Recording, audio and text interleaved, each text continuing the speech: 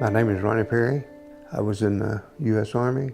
I spent a tour in Vietnam from June of '65 until June of '66.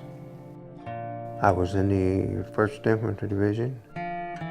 Went from a troop train from Fort Riley, Kansas to Oakland, California. We went on a ship, a troop transport ship, which carried a whole brigade. They didn't tell us exactly where we were going until we had been out at sea for a week or better. We knew it was a hazardous duty zone because we had everything with us to fight a war.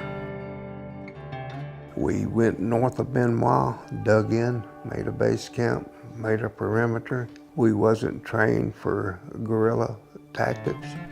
We were trained for the World War II tactics, set up a defensive line and hold it. The 3rd night, we lost our platoon leader. He came by us going down to check another bunker, and he never made it back. They had to carry him back out. How long was it before you got a shower? Well, it was, I took a bath in the ditch. I got pictures of my ditch at home. We had one of those steel grates, you know, across a little old ditch, and you stand up there. And when it rained during the monsoon season, you could take a bath. How often did you get mail when you was out there, Ronnie? Probably about every 2 or 3 days. Yeah. Which was a joy. Yeah. My poor mother rode every day. My poor mother lost about 45 pounds a year that I was over there, worrying about me.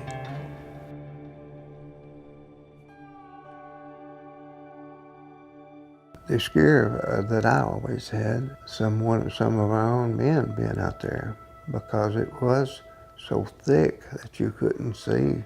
My first experience in action, I was scared to death, be truthful about it. It was raining real hard.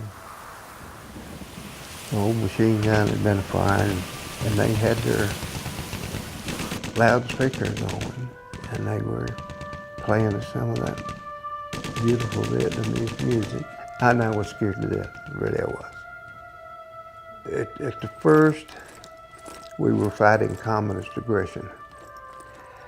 We were also fighting to defend the shipping lane, we thought. Then later on, we were fighting to survive. So we kind of got lied to, didn't we? Yes, we did. Yes, we did. April 11th, 1966, a good friend of mine from home that I knew when I was a kid and all, had just came over. He was over with the 1st and the 16th Infantry Regiment in Charlie Company. We could hear them. They was having a terrible firefight. They told us to saddle up. We're getting ready to move. What had happened, Charlie Company had walked into an ambush, and we helped gather up the bodies and put them on a helicopter. But there was a lot of men killed that day. And my friend from home was one of them. It was in June of '66. They told several of us to go to the medic and have your blood checked. Oh man, riding that big bird out of the air and looking down, that was a beautiful country. Looking at from the air. It was good to be home. You knew that you were home. So I wound up in St. Louis, went to work for McDonnell Douglas. I worked for them for a while. And got married, and we've been married over 50 years now. That was a big accomplishment right there, brother. When a man comes up and tells you that, thank you for your service, that's a good feeling, because 50 years ago we didn't get that. 50 years ago, you didn't talk about it. You bottled it up and you drank it. I haven't adjusted yet, I don't think. I'm still adjusting. I still have my nightmares, my night sweats. A lot of vets is still fighting the war. Like myself, like myself, I have prostate cancer, I have lung cancer, and it is all Vietnam Agent Orange related.